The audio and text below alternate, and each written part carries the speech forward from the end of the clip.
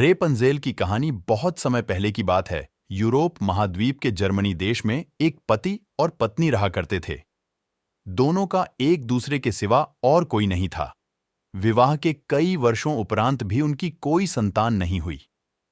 समय इसी प्रकार से गुजर रहा था कि अचानक एक दिन स्त्री को अपनी कोख में संतान की अनुभूति हुई और गर्भावस्था के दौरान उसको कुछ इस प्रकार महसूस हुआ कि उसको रेपंजेल नामक शाक खानी चाहिए। आसपास वह शाक कहीं भी उपलब्ध नहीं थी। पति पत्नी एक जादूगरनी के बगीचे के समीप ही रहते थे। पत्नी के मन की बात जब पति ने सुनी तो पति ने उससे वादा किया कि वह उसके लिए रेपंजेल नाम की वह शाक साथ लेकर आएगा। बगीचे में चोरी से घुसकर उसने वह शाक अपनी पत्नी के लिए तोड़ी और यह क्रम कई दिनों तक चलता रहा। एक दिन बगीचे की मालकिन जादूगरनी ने, जिसका नाम डेम गोथेल था, उसे यह चोरी करते हुए देख लिया और जादूगरनी ने पति को बंधक बना लिया। पति जादूगरनी के सामने बहुत गिड़गिड़ाया और अंततः जादूगरनी एक शर्त पर वह शाक उसकी पत्नी के लिए देने के लिए राजी हो गई। शर्त यह थी कि संतान के जन्म के बाद वह उसे जादूगरनी को सौंप देगा। मायूस मन से पति ने उसकी वह बात मान ली और बच्चे के जन्म होते ही उसने जादूगरनी के हाथों अपनी पुत्री को सौंप दिया। जादूगरनी ने अत्यंत मनोयोग से उसकी पुत्री का पालन पोषण किया और उसका नाम उसी शाख के नाम पर रेपंजेल रखा। रेपंजेल एक अत्यंत रूपवती कन्या के रूप में धीरे धीरे विकसित होने लगी।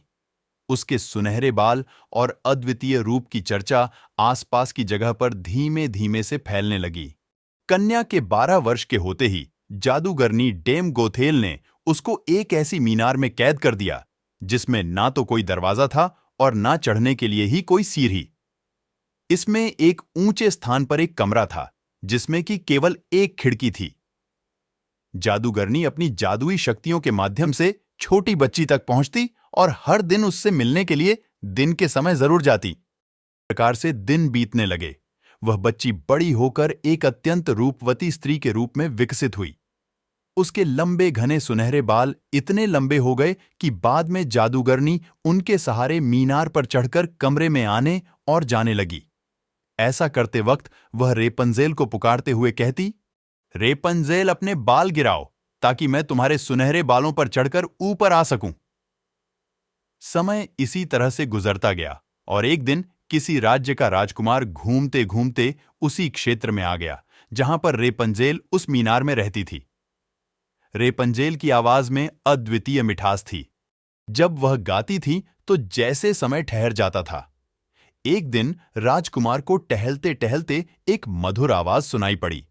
वह आवाज कहां से आ रही है, यह जानने के लिए जब राजकुमार मीनार के पास गया तो उसे दिखाई पड़ा कि एक ऊंची मीनार के ऊपर कमरे में एक सुंदर रूपवती स्त्री रहती है।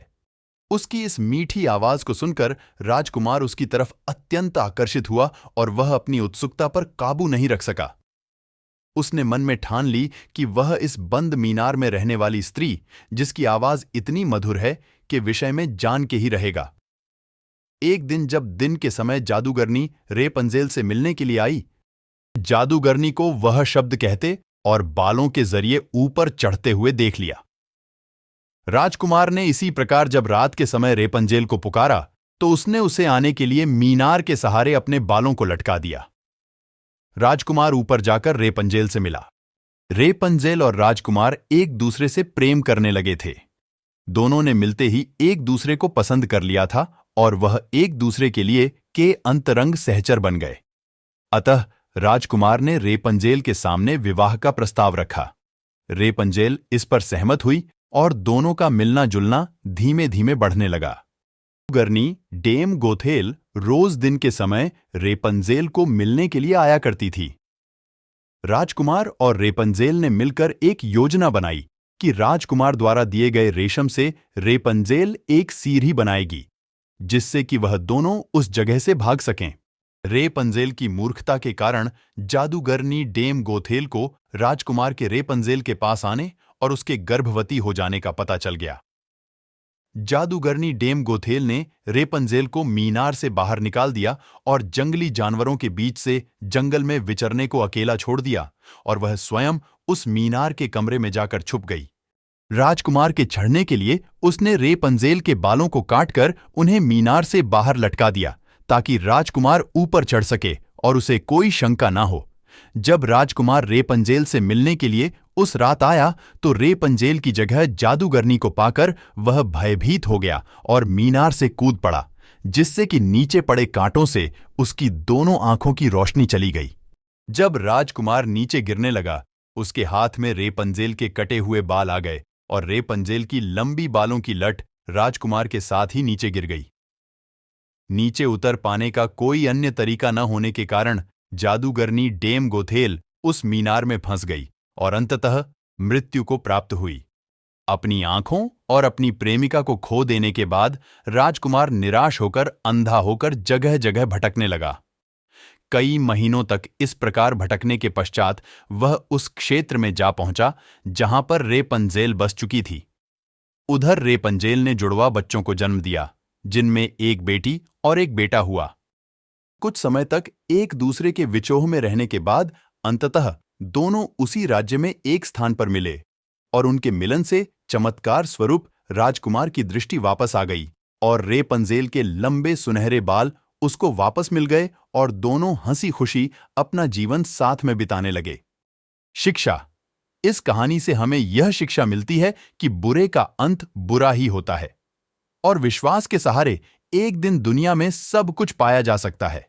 जिस तरह जादूगरनी गलत नियत से रेपंजेल को इतने साल कैद में रखती है, एक दिन उसे इसका दंड मिला और वह मारी गई।